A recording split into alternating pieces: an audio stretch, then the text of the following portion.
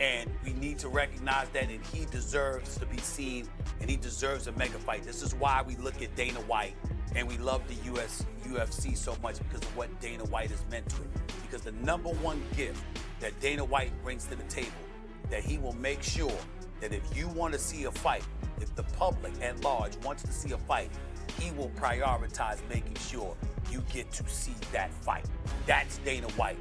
The promoters have hijacked boxing, and as a result, they deny us the opportunity to see these great guys in mega fights, and it's a damn shame. That's why Jake Paul is so relevant. I think it's Cap. I don't think he's actually retiring, but it's a smart move by him. Terence Crawford was ducked at 135. He was ducked at 140. He was ducked at 147. Then after leaving 147, he beats Canelo. Now he's the man. He finally got to, I'm the #1 draw in boxing status, and he never fought. If this retirement stays, he'll never fight again afterwards. It's tough because at 38 years old, that's when he reached that peak. If he fought for another 3 years, maybe we could have that conversation, and I think it'd be undisputed. I do think, though. What really forced one of boxing's greatest champions to walk away from the sport? The answer may surprise you. Stephen A. Smith delivers a harsh reality check on boxing's broken system and explains why the sport urgently needs change. Ever since Terence Crawford announced his retirement, the boxing world has been divided. Some fans argue he left too soon, believing there was still more for him to prove. But boxing legend Andre Ward completely shuts down that narrative. According to Ward, anyone questioning Crawford's legacy simply doesn't understand boxing. In his view, Terence Crawford has already achieved everything possible and owes nothing to anyone. I've never seen nothing like this in the sport of boxing. If you see responses from fans, they don't even argue who's better anymore. They're arguing who's the A side and who's not. Who's a draw and who. Y'all don't know a left hook from a fish hook, and you talking about who's the draw and who's the A side. That's the point that I'm making. It's not about proving. When you say young fighters don't want to prove, and there's still a few out there, and I think the Terence Crawfords of the world, I think he's one of the last of a dying breed. When you say prove, question is prove to who? Because if I can prove to my 500, 1 million, 2 million, 4 million followers, as long as they believe that I'm a GOAT. Many fans insist Crawford retired before giving them the fights they wanted. Andre Ward strongly disagrees. He believes fans don't decide when a fighter becomes a legend. That honor comes from respect within the boxing community itself. Ward explains that if Crawford's trainers, coaches, and family support his decision, then outside criticism holds no weight. To him, the opinions of strangers can never outweigh the voices of those who truly know the fighter. I'm him, and that I've done enough, and everybody's ducking me. That's enough. That's the validation that helps cats sleep good at night. Yeah. The validation that yourself, myself, and other people was after was number one, me. I gotta feel comfortable living with me. I gotta walk around and live with myself and be like, bruh, are you really him? Then it's my people, my coach, my goddaddy, my circle. I gotta look my kids in the face and I want them to know that my daddy the best fighter in the world. The real answer is, what do your peers say about you? How do they feel about you? Because most of the time, unless there's some personal stuff going on, a fighter gonna keep it 100. Yep. Fans can say what they want to say. You didn't fight nobody. A fighter will come in and say, you tripping. He fought this guy, that guy, this guy, this. In Andre Ward's eyes, this was the perfect farewell. Terence Crawford stepping away after facing Canelo left absolutely nothing unanswered. Ward also responded to earlier comments from Max Kellerman, who suggested Crawford should still fight David Benavidez or Jaron Boots Ennis. Ward dismissed that idea entirely, saying it ignores what Crawford has already accomplished. From his perspective, there is no remaining challenge Crawford needs to accept and no validation left to seek. Personally, I wouldn't be mad if I never see Terence fight again. The way he performed, getting ready to be 38, I think, in a few days. Man, what better way to go out? What better way to tell the game goodbye? What better way? Who you gonna fight? I was arguing with Max on the way to the venue about Boots Ennis. Nah, we don't go fight Canelo and then go back and fight Boots Ennis. I saw a report today, somebody was talking about him going up to light heavyweight. Nah, We don't go up to light heavyweight. We just went up 3 weight classes since the Spence fight and 2 weight classes since the Madrimov fight, my last fight. This is the perfect send-off, Roy. Stephen A. Smith echoes much of that respect.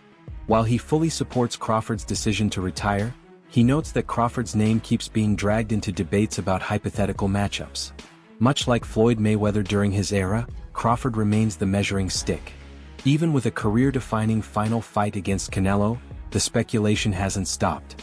The noise surrounding what Crawford should do next continues to grow. A champion personified, undefeated, spectacular in a lot of different ways. Listen, the bottom line is he's special. Pound for pound, he's the best in the world at this particular moment in time. There's no doubt about it, and he's going out on top. He deserves it. And now it's going to warrant questions. What would he have done as a welterweight? Let's say, for example, if he was going against somebody like a Floyd Money Mayweather, if he was going up against a Sugar Ray Leonard or a Tommy the Hitman Hearns and people like that. He's in that conversation where you're asking those questions. Some people would pick him to win, others would say no because his boxing brilliance is undeniable. And for him to go out and to step up to super middleweight and to beat Saul Canelo Alvarez says a lot about him. The only thing that I would say is that I really, really wish there were 2 fighters that I wish that he had fought. I wish that he had. Despite honoring Crawford's retirement, Stephen A. Smith admits there are still 2 fighters he personally would have loved to see Crawford face.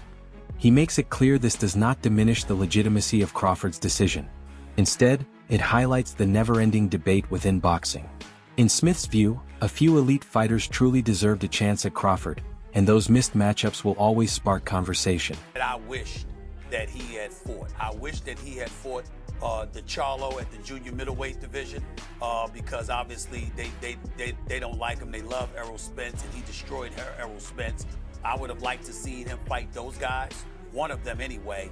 And I definitely think that a guy by the name of Jerron Boots Ennis at the welterweight division, you're going to hear a lot about him in the future. Doggy, Peter, the reason why people don't hear more about him is because people won't fight him. At some point in time, when you are spectacular, as Jerron Boots Ennis is, you deserve a mega. Stephen A.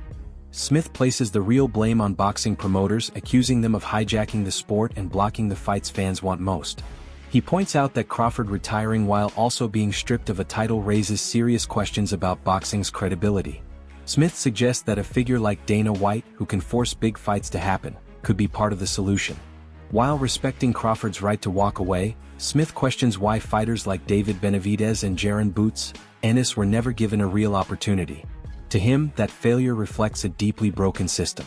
The promoters have hijacked boxing, and as a result, they deny us the opportunity to see these great guys in mega fights, and it's a damn shame. That's why Jake Paul is so relevant, because he's found a way to bypass promoters and make money in the boxing rings instead of being a prisoner to the promoters. Even though he didn't fight anybody, he's about to fight Anthony Joshua, and we'll see what happens with that. Anthony Joshua should knock him into tomorrow because he's the bigger fighter with incredible power, but he's got a glass jaw. So if Jake Paul catches him, who knows?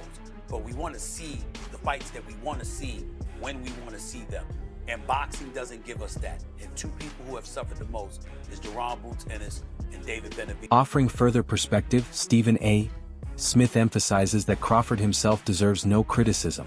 The frustration should be directed entirely at promoters who consistently failed the fans. Smith praises Crawford for rising above the politics, never cheating the sport, and delivering an unforgettable career. Ending on a dominant final performance, Crawford walked away on his own terms and at the highest level. But that's not Terence Crawford's fault. He's taken on all comers, and he's taken all of them out. He is spectacular. He's the best pound for pound. He's been a tribute and a testament to the sport of boxing, and he should be not just applauded, not just celebrated, but revered, because he's that special. My props to him. If indeed this is it and we'll never see him fighting again, thank you for all you've done for boxing, Terence Crawford, because he never. Then comes the reaction from Jake Paul. The controversial figure claims Crawford's retirement is actually a smart move, calling the situation cap. Paul goes even further, boldly stating that he is fully ready to fight Crawford and suggesting the matchup is already lined up for next year. According to Paul, Crawford isn't truly retired at all, and fans may still see him back in the ring. It's cap. I don't think he's actually retiring, but it's a smart move by him. Are you going to pull him out of retirement and you're going to face Terence Bud Crawford? I'll fight Crawford 100% next year. He already was down this year, but we're going to make it happen next year. Beyond the noise, Amir Khan reflects on Crawford's legacy from a personal perspective. Khan recalls the professionalism and respect Crawford showed before and after their fight. He describes Crawford as a rare fighter, someone whose character stood out even among legends like Floyd Mayweather. In Khan's eyes, Crawford's uniqueness ensures he will be remembered as a true legend forever. Colorado Springs, yeah. And he came just to train with me and to help me and support me. You know what I mean? That's what you call a champion, that respects other people as well, other champions. And that's one thing about Terence Crawford. He's always respected all the champions, all his peers, all his partners, all his gym mates. And he's going to be missed. Great legend of a guy. Not only what he did, what he's like in the ring. People know how good he is in the ring, but what he's like outside the ring is more humbling. There's a big difference between him and Mayweather. There's a big difference between him and the other fighters I've been around. Terence is a lovely guy who is very respectful and is a family. Meanwhile, Crawford's retirement has reignited debates about where he ranks among the all-time greats. Kieran Hickey simple questions whether Crawford belongs above Floyd Mayweather. He argues that Mayweather's legacy is greater because Floyd stayed active during his peak as a global superstar.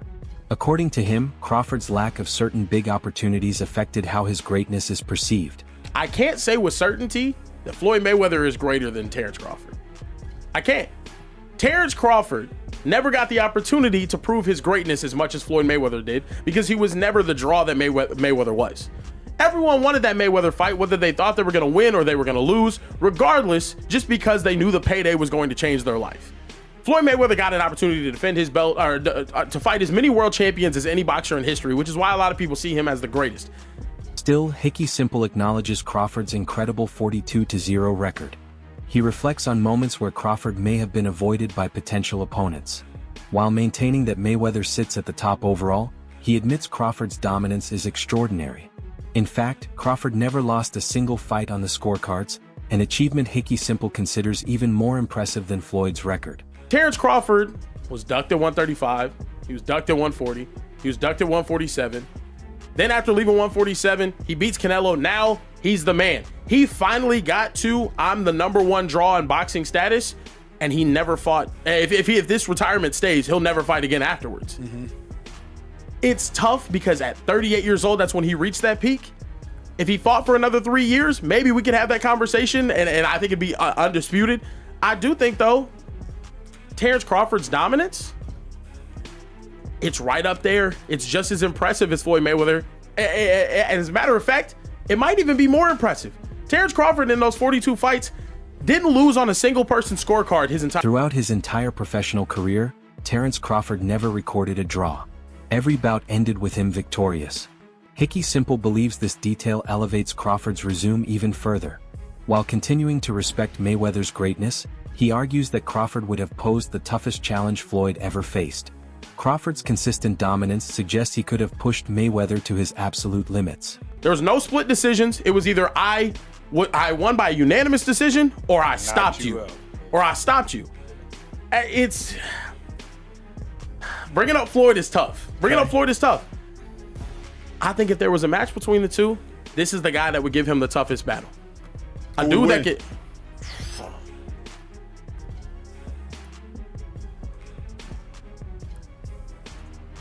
Taking Bud.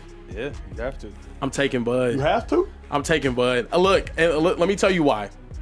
Terence Crawford, even though Floyd, the most amazing defensive fighter we've ever seen, Bud, whenever it mattered most, went out there and nearly stopped some of the best fighters, or did stop some of the best fighters that he fought. Amid all the discussion, attention turns to Max Kellerman's reaction. Kellerman believes Crawford made the smartest decision possible by retiring at his peak. He notes that many fighters retire, but very few do so at the perfect moment. The only comparison he draws is Andre Ward. According to Kellerman, knowing when to step away is rare, and Crawford did exactly that, leaving room for the next generation. Has done it quite like Terence Crawford, because Lennox Lewis, Andre Ward walked away on top after beating Kovalev. Maybe Andre came closest to doing what Crawford just did, if he doesn't come back, and if Crawford stays retired. But Lennox really struggled with Vitaly Klitschko. And he looked at Vladimir Klitschko and thought, I think I can do it. I believe I can do it if I make myself get into that level of shape. I don't want to do that anymore. You know, like an American football player who says, I just don't want to run through that brick wall anymore. But the question really is, can you still do that if you think you don't want to anymore? So a wise man says, I don't want to find out. I'm going to retire. Kellerman also praises Crawford for doing everything on his own terms. He highlights how Crawford never relied on hype or marketing tricks to build his name. Instead, he focused purely on beating opponents and proving himself in the ring. In an era driven by promotion and image, Crawford stayed loyal to the sport itself, earning respect through action rather than talk. To be arrogant, or to clown, or to be kind of a big, colorful personality. And there was a sense in boxing back then that, well, Bronner is going to be a star, and no matter how good Crawford is, people may never know it because he's so dangerous. Who would want to fight him? And if he doesn't start making a ruckus outside of the ring, then he won't generate enough interest to generate the kind of attention and therefore money it would take to get opponents in the ring with him. Yeah. And Crawford, I talked to him about that then when he was a lightweight, 12, 13 years ago, whatever that was. And his answer was, I'm me. I'm just going to do what I do. As comparisons between Crawford and Mayweather continue, Kellerman offers his analysis. Studying both styles, he believes Crawford's high ring IQ could have found a way to hurt Floyd. Kellerman argues that Crawford is the better finisher, even if the debate will never end. He stresses that retiring undefeated at 42-0 demands respect and believes Crawford should stay retired, unlike Floyd's exhibition returns. He competed in overlapping eras, and Crawford obviously was more of an offensive fighter and Floyd more of a defensive fighter, but Floyd had a tremendous offense and Crawford had very good defense. So I think when people look at that, they'll say, well, Floyd was faster, Floyd had a better defense, Floyd made fewer mistakes. But Crawford's boxing IQ was just as high as Floyd's, and he was a better puncher and finisher than Floyd. So, that's the kind of fight I think when people analyze, yeah, Floyd might be outboxing him but Crawford's going to figure some stuff out, and eventually he's going to hit Mayweather with something and hurt him, and when he does, he's going to finish him. Despite all the debates, one truth remains clear. Terence Crawford may have left the ring, but his place in boxing history is permanent. Crawford himself has said he has nothing left to prove. His flawless record shines among the greatest achievements the sport has ever seen. His boxing IQ, footwork, and unmatched consistency ensure his legacy will never fade. Terence Crawford calls time on competition. Undefeated, on top, and on his own terms. The greatest switch hitter of all time. First undisputed male champion in the 4-belt era. First two-weight undisputed male champion in the 4-belt era. First, and currently only, 3-weight undisputed male champion in the 4-belt era. And he is the only man in the history of boxing to have won a Ring magazine belt in 4 separate weight divisions. Crawford is the only boxer in history to hold the Ring magazine title across 4 divisions. He joins Manny Pacquiao and Floyd Mayweather Jr. as one of the few fighters to become 4-division lineal champions. This rare achievement places him firmly among the greatest boxers of all time. Like the alphabet sanctioning bodies. He has done that in 4 separate divisions, from 135 pounds up to 168. Numbers do not lie. We witnessed an all-time great. In the words of Teddy Atlas, witnessing Terence Crawford's career has been a privilege. Atlas calls Crawford a once-in-a-generation talent with rare abilities. He believes Crawford leaving the sport on top, especially after his final fight against Canelo, was the perfect ending. According to Atlas, there will never be another fighter quite like him. You have that or you don't have that ingredient. I think he has it. As Teddy Atlas would always say, Canelo is looking to be friends, and Crawford is not looking to be friends. I think Crawford is... Beyond debates, rankings, and controversies, one thing is undeniable. Terence Crawford's impact on boxing will be remembered forever. His refusal to bow to promoters and his final stand against the system define him as a true champion. As Stephen A. Smith highlights boxing's flaws, Crawford's story underscores the changes the sport desperately needs. That's all for today. Share your thoughts in the comments, pass this video to a fellow Crawford fan, and subscribe for more boxing stories. Until next time, appreciate what it meant to live through the Crawford era.